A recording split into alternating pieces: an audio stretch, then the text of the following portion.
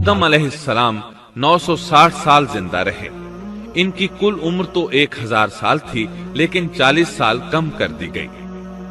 سیدنا ابو ہریرہ رضی اللہ عنہ بیان کرتے ہیں کہ رسول اللہ صلی اللہ علیہ وسلم نے فرمایا، جب اللہ نے آدم علیہ السلام کو پیدا فرمایا تو ان کی پیٹھ پر ہاتھ پھیرا۔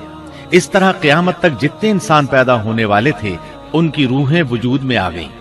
پھر ہر انسان کی آنکھوں کے درمیان ایک نور رکھ کر آدم علیہ السلام کے سامنے پیش کیا۔ انہوں نے پوچھا، یا اللہ یہ کون ہے؟ اللہ نے فرمایا، یہ تیری اولاد ہے۔ ان میں سے ایک کی پیشانی کی چمک آدم علیہ السلام کو بہت اچھی لگی۔ انہوں نے پوچھا، یا اللہ یہ کون ہے؟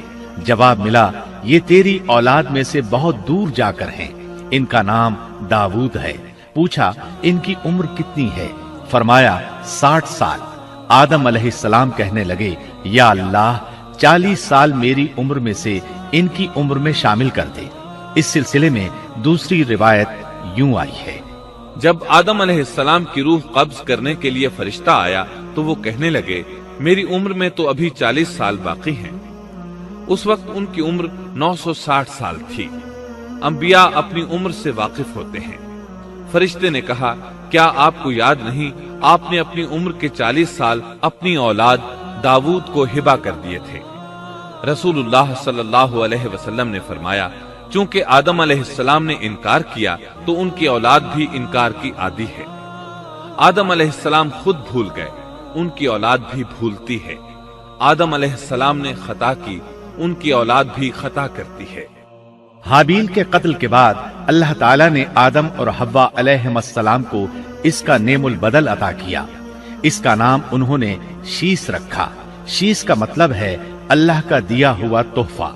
حابیل کے قتل پر آدم اور حوا علیہ السلام دونوں بہت غمگین ہوئے، اس لیے اللہ نے بدلے میں انہیں شیس علیہ السلام عطا فرمائے۔ سیدنا ابو ذر غفاری رضی اللہ عنہ سے مروی ایک صحیح حدیث میں ہے کہ رسول اللہ صلی اللہ علیہ وسلم نے فرمایا، اللہ تعالیٰ نے 104 صحیفے نازل فرمائے، ان میں سے 50 صحیفے شیس علیہ السلام پر نازل ہوئے۔ ان صحیفوں میں ایسے قوانین، اصول اور ضابطے تھے جن سے انسانیت کی زندگی منظم ہوتی ہے۔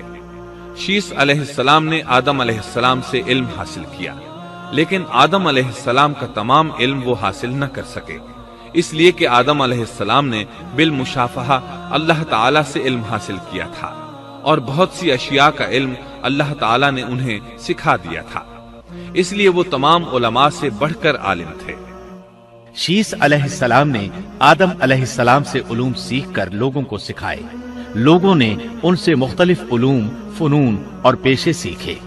انہیں شہروں میں رہنے سہنے کے بارے میں تعلیم دی، دن رات کے حسابات سے انہیں آگاہ کیا اور انہیں بتایا کہ کن اوقات میں وہ اللہ کی عبادت کریں اور عبادت کے طریقے انہیں سکھائے۔ احادیث میں اس کی وضاحت ملتی ہے۔ امام احمد رحمت اللہ علیہ بیان کرتے ہیں کہ ابو زمعہ سعدی کہتے ہیں کہ انہوں نے مدینے میں ایک شیخ کو لوگوں سے کلام کرتے دیکھا تو ان کے متعلق پوچھا، یہ کون شخص ہے؟ لوگوں نے بتایا کہ یہ ابی بن کعب رضی اللہ عنہ ہیں، بڑے صحابہ میں ان کا شمار ہوتا ہے، تمام مسلمانوں سے بڑھ کر قرآن اور اس کی تفسیر کے عالم ہیں۔ ابو زمعہ فرماتے ہیں کہ ابی بن کعب رضی اللہ عنہ اس وقت یہ واقعہ بیان کر رہے تھے کہ جب آدم علیہ السلام کی وفات کا وقت قریب آیا تو انہوں نے اپنے بیٹوں سے فرمایا، میرا جنت کے پھل کھانے کو جی چاہتا ہے۔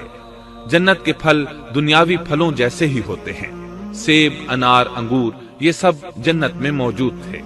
جنت کے اور دنیا کے پھلوں میں فرق یہ ہے کہ دنیاوی پھل بدبودار ہو جاتے ہیں، جبکہ جنتی پھل کبھی بدبودار نہیں ہوتے۔